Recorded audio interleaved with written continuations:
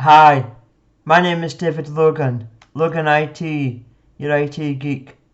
Today's tip is about disaster recovery in relation to your IT system.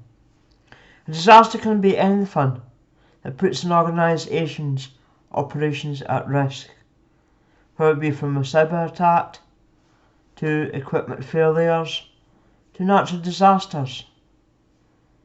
The goal with disaster recovery is for a business to continue operating as close to normal as possible. The disaster recovery process includes planning and testing and may involve a separate physical location. So that is today's tip. Thank you for listening. Have a great day. My name is David Logan, your IT geek.